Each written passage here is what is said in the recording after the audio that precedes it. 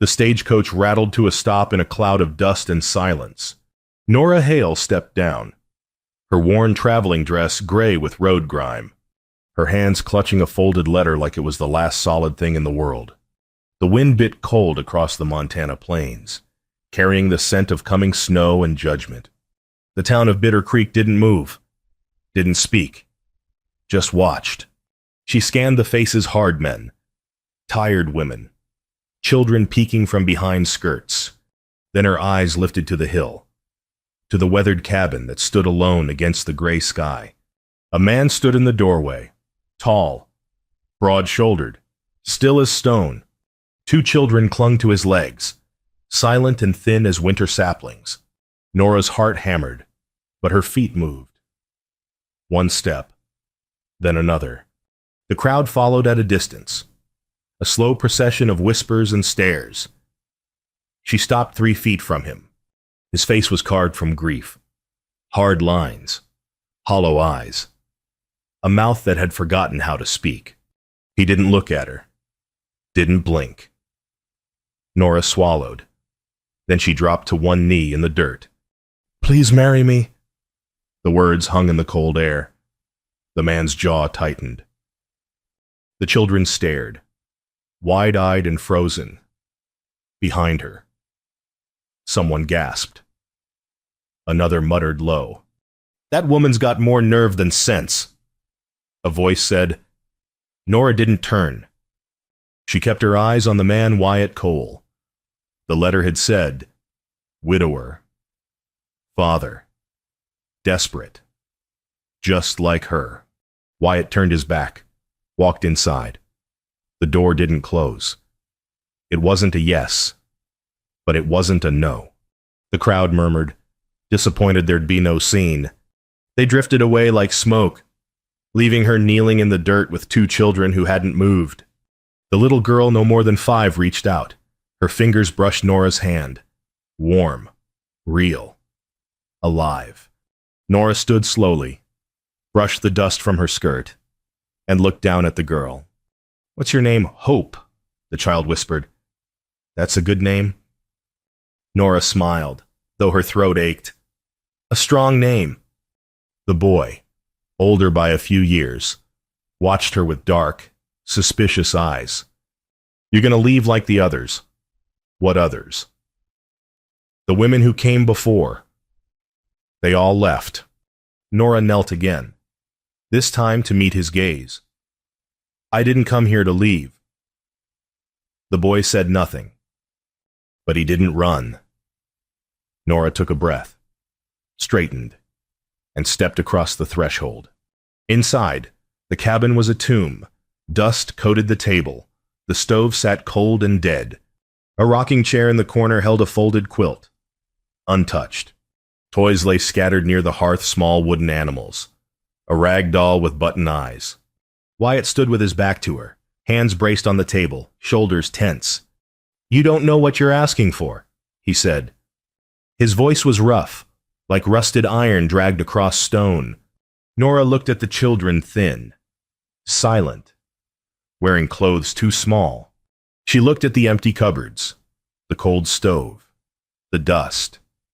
"I know enough." Wyatt didn't turn. "They'll eat you alive out here. You'd be better off leaving." "They need a mother." His shoulders jerked. "They needed one before." Didn't help. Nora's chest tightened, but she didn't flinch. "Then we start now." She crossed to the stove, struck a match, and held it to the kindling inside. The flame caught. Slow at first, then bright. The first heat in months. Wyatt finally turned. His eyes were storm dark, full of something broken and buried. "You'll work. You'll sleep in the loft. You don't ask about what came before. No questions. No promises. Just survival." Agreed. He studied her, looking for weakness, looking for lies. She didn't blink. "We marry at dawn," he said quietly. "In front of the preacher, that's all?" "That's enough." Hope tugged on Nora's skirt. Are you staying? Nora knelt, brushed a strand of hair from the girl's face. I'm staying for the first time in 2 years. The cabin wasn't silent. Dawn came cold and gray, the sky heavy with unshed snow. Nora stood outside the small church, her only dress brushed clean, her hair pulled back in a simple braid.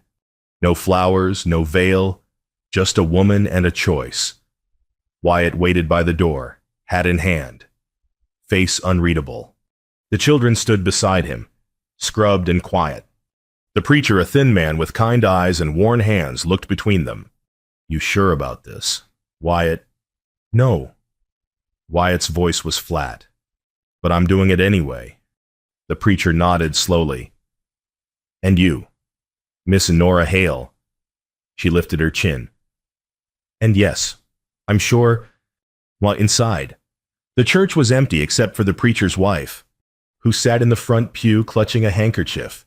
No guests. No witnesses beyond the necessary.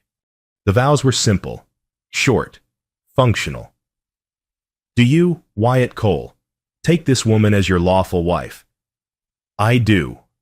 Do you, Nora Hale, take this man as your lawful husband? I do. No ring, no kiss. Just 2 signatures on paper and the scratch of a pen. Outside. The town watched from a distance. The blacksmith leaned against a post, arms crossed. His wife whispered behind her hand. A group of men muttered low, shaking their heads. Give it a month, one said. She'll run, or he'll bury her next to the first one. Nora heard. Wyatt heard. Neither looked back. They walked up the hill in silence, the children trailing behind. Inside the cabin, Nora set to work. She swept the floors, scrubbed the table, opened the windows despite the cold, letting fresh air chase out the ghosts. Wyatt stood in the doorway, watching. You don't have to do this, he said quietly. Yes, I do. Why? She paused, broom in hand. Because I need a home, and you need help. That's reason enough. He turned away. A man's word is his bond, even when the bond's made of spit and sorrow. That's what my father used to say. Sounds like a wise man. He was wrong about most things. Nora didn't answer. She just kept sweeping. That night, she cooked the first real meal the cabin had seen in months. Beans. Cornbread. Coffee. She set 4 plates on the table. Wyatt stared at the 4th plate. Why 4? Because there's 4 of us. There's 3. Nora met his eyes. There's 4. Sit down. He didn't argue. He sat. The children ate like they were afraid the food would vanish. Hope smiled for the first time, crumbs on her cheek. Tommy silent. Watchful glanced at his father, then at Nora. Thank you, the boy said quietly. Nora's throat tightened. You're welcome. After the children went to bed, Wyatt stood by the stove, staring into the flames. You got questions? He said. I can see them. I do. I told you. No questions. Nora folded her hands. Then I'll just say this.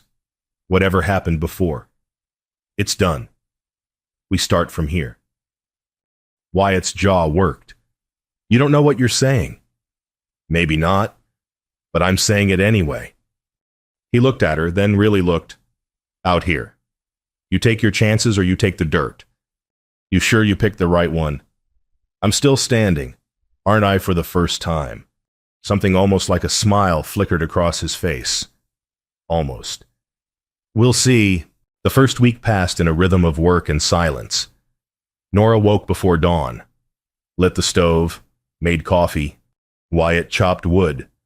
The children followed her like shadows, afraid to speak, afraid to hope. Every morning, Wyatt walked to the oak tree on the hill. He stood there for 10 minutes, hat in hand, lips moving in silent words. Nora watched from the window. On the 7th day, she asked the preacher's wife, what happened to his first wife? The woman's face softened with pity. Anna, sweet girl. Too delicate for this land, but she loved him fierce, got with child, and it went bad. She bled for 2 days before she passed. Baby died with her. Nora's chest ached. When, 2 winters ago, Wyatt blamed himself. Town didn't help, said he should have sent her back east when she took sick. He heard every word, and he believed them. Nora looked out at the hill, at the man standing alone in the cold. Thank you, she said quietly. That afternoon, she baked bread, real bread, with the last of the flour. She made stew from dried beans and salted pork. She set the table 4 plates, 4 cups. When Wyatt came inside, he stopped. The smell of fresh bread filled the cabin. The fire crackled. The children sat at the table, eyes bright. What's this? He asked. Supper. I can see that. Nora wiped her hands on her apron. Then sit down and eat. You're still alive. Wyatt Cole. That means you've got work to do. His face hardened. You don't know. I know you're breathing. I know those children need you. And I know the land don't care about your tears. Only your sweat. The words hung between them. Wyatt's hands clenched. Then, slowly, he pulled out a chair and sat. Hope climbed into the chair beside him. Tommy took the other side. Nora served the bread. The stew. She poured coffee. They ate in silence. But it wasn't the cold silence of before. It was something else. Something quieter, gentler. After supper, Hope crawled into Nora's lap. Small and warm. Will you stay? Nora's throat closed. She stroked the girl's hair. Yes, baby, I'll stay. Hope sighed, content, and fell asleep against her chest. Across the room, Wyatt watched. His eyes were dark, full of something he couldn't name. For the first time in 2 years, he didn't look away. The first snow came in mid-November, soft and silent. Nora woke in the loft to the sound of howling. She bolted upright, heart pounding. Below, the children stirred. Wyatt was already moving, pulling on his boots. Another howl closer this time, then another. Wolves. Nora climbed down the ladder, grabbed the rifle by the door. Wyatt glanced at her, surprised. You know how to use that? My father taught me before I could read. Said a woman who can't protect herself ain't free. Wyatt's mouth twitched, almost a smile. Smart man. They moved together, silent and synchronized. Outside. The night was silver bright with moonlight and snow. The henhouse rattled. Yellow eyes gleamed in the dark. Wyatt raised his shotgun. Nora lifted the rifle. On 3, he said. 1, 2, 3. They fired. The shots cracked across the valley.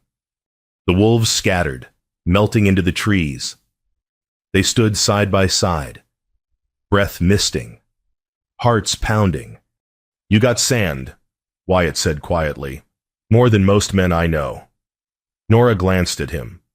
Courage ain't the absence of fear. It's knowing the wolves are coming and standing anyway. He looked at her, really looked. Where'd you learn that life? They walked back inside. The children were awake, wide-eyed. Are the wolves gone? Hope whispered. Nora knelt, pulled the girl into her arms. Yes, baby. They're gone. Will they come back? Nora hesitated. Then, not while we're here. Hope buried her face in Nora's shoulder. Mama, she whispered. The word stopped everything. Nora's breath caught.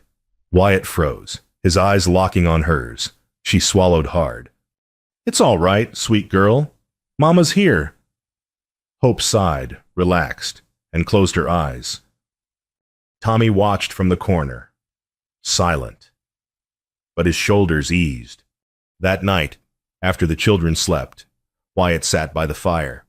Nora joined him, wrapping a shawl around her shoulders. "She called you Mama," he said. "I heard." "You don't have to. I want to." He studied her. "Why? Because she needs one. And I need to be needed." Wyatt's jaw worked. "You're braver than I'll ever be." "No. I'm just stubborn. This time." He did smile, small, brief, but real. Outside. The wolves howled again, distant now, retreating. Inside, the fire burned warm. The days grew shorter, the nights longer. Snow fell in steady curtains, blanketing the valley in white. Inside the cabin, life found a rhythm. Nora taught the children to read by firelight, tracing letters in flour on the table. Tommy learned quickly, hungry for knowledge. Hope struggled, but she laughed when she finally spelled her own name. Wyatt watched from the shadows, whittling a wooden horse for Hope, his hands steady and sure. One evening, Nora found him carving by the window, the horse nearly finished. "She'll love it," Nora said. Wyatt didn't look up. "Anna used to collect them, little wooden animals. I'd carve one for every birthday." Nora sat beside him. "Tell me about her." He stopped carving. "Thought we agreed. No questions." "That was before." "Before what?" "Before you smiled." Wyatt's mouth quirked. Then it fell. "She was good. Too good for this place. Too good for me." "She loved you." "She died because of me." Nora reached out, gently touched his hand. "She died giving life. That's not shame. That's sacrifice." Wyatt's breath hitched.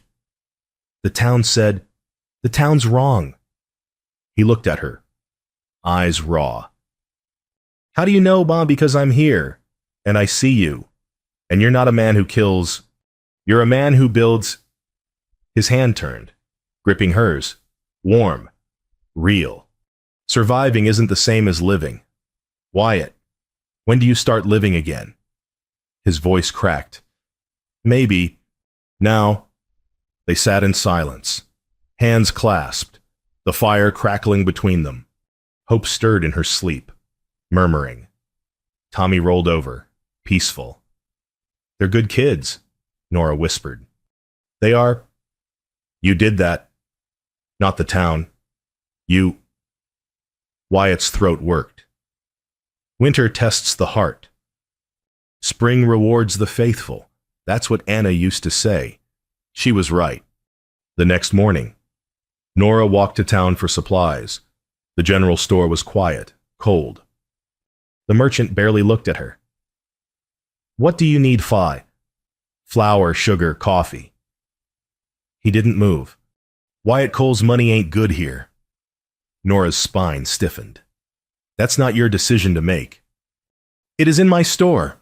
The door opened. Warren Kent, the blacksmith, stepped inside, tall and broad, his face hard as iron. "She's his wife," Warren said quietly. "You'll serve her, or I'll take my business elsewhere. And so will every man who respects a vow." The merchant paled. "I didn't mean—" "Yes, you did. Now sell her what she needs." The merchant obeyed, hands shaking. Outside. Nora turned to Warren. "Thank you." He tipped his hat. "A man stands by his own, or he ain't a man at all. Tell Wyatt I said so." Nora nodded, but her heart sank. Wyatt hadn't been there. He hadn't stood for her. Warren had. Nora walked home in silence, the supplies heavy in her arms.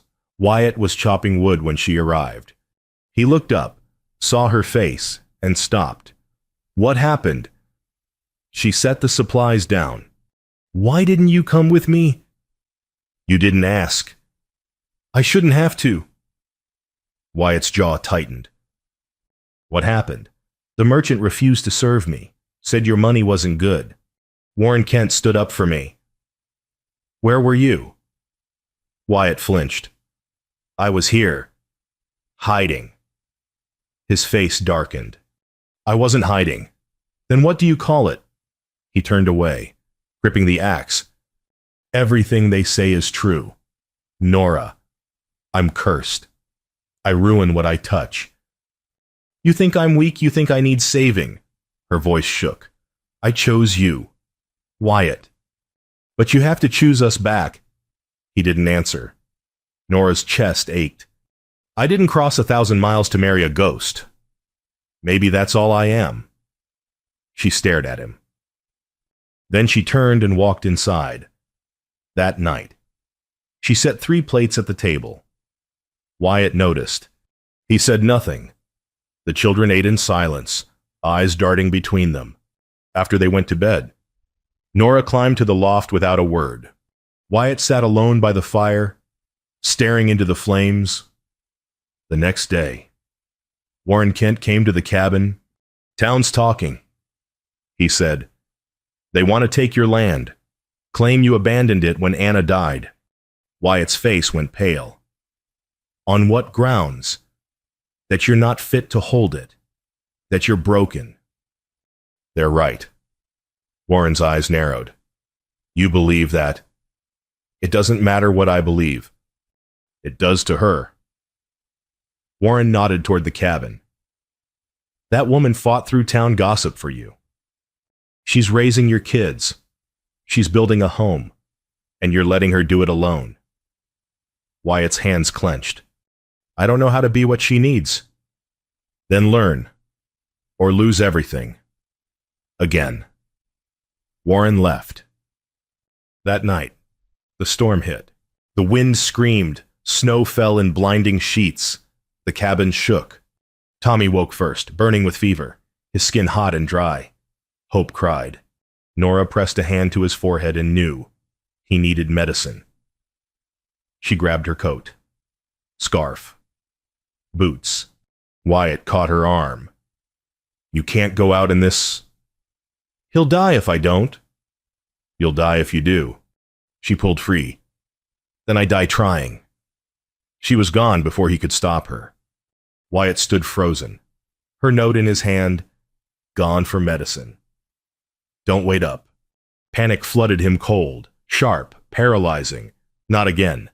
He saddled his horse, rode into the storm, shouting her name into the wind. The world was white, endless, empty. Then he saw her, 50 yards from the cabin door, collapsed in the snow, clutching the medicine bottle. Nora.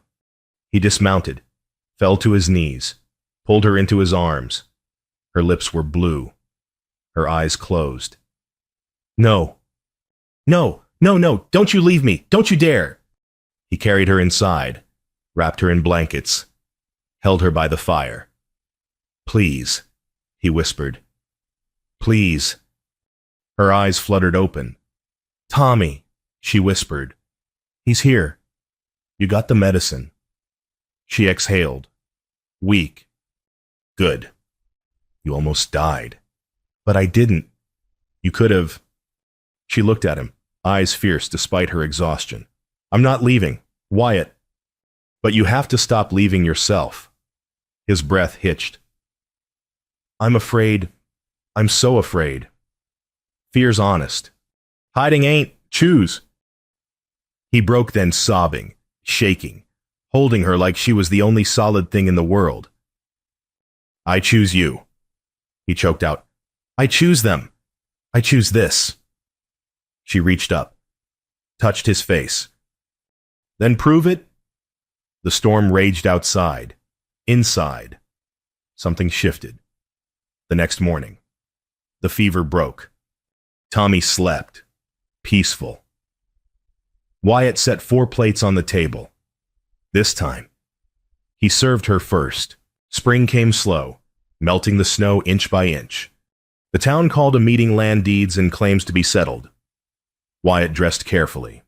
Nora stood beside him, calm and steady. The children walked between them, holding hands. The meeting hall was packed. Faces turned as they entered. Warren Kent stood at the front, arms crossed. Wyatt Cole's land is contested. He abandoned it when his wife died. It should be redistributed. The murmurs of agreement rippled through the crowd. Wyatt stepped forward. I'm here. My family's here. This land is ours, Warren sneered. A bought woman and borrowed kids don't make a family. Nora's hand tightened on Wyatt's arm. Wyatt's voice rose, clear and strong. She fought through a blizzard to save my son. She stood when I fell. She chose us when no one else would. If you want to judge her, you judge me first. The room went silent. And if you take this land, Wyatt continued, his voice steady, you'll have to go through all of us. The preacher stood. I stand with Wyatt. The blacksmith's wife rose. So do I. One by one. The good people stood. Warren Kent's face darkened, but he was outnumbered. The council ruled in Wyatt's favor. Outside, the sun broke through the clouds. Wyatt took Nora's hand. Thank you. For what? For not giving up on me. She smiled. Love ain't a gift. It's a fight. And you fought. Hope tugged on his sleeve. Papa, can we go home now? Wyatt knelt, pulled her close. Yes, baby, we're going home. Late spring bloomed across the valley. Nora planted wildflowers by the grave under the oak tree. Wyatt knelt beside her, pressing seeds into the earth. She'd want them here, Nora said softly. Wyatt nodded.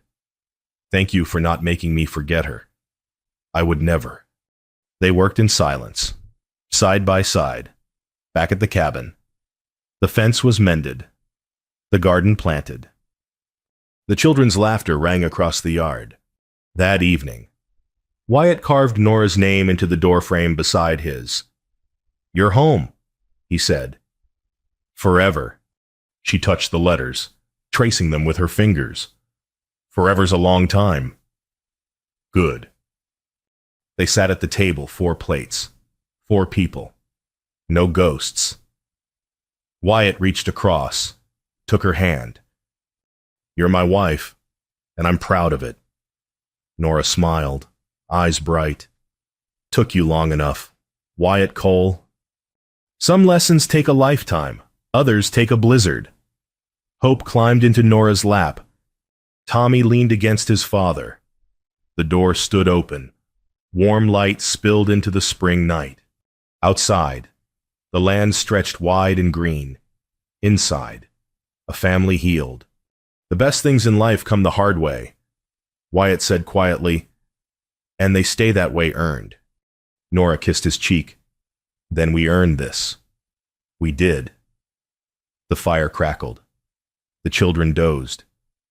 The stars came out, and for the first time in years, Wyatt Cole felt peace, out here. You earn your place. She earned hers the hard way through storm, through shame, through love that wouldn't quit. And so did he. Together, they built more than a home. They built a second chance. And that's a rare and precious thing.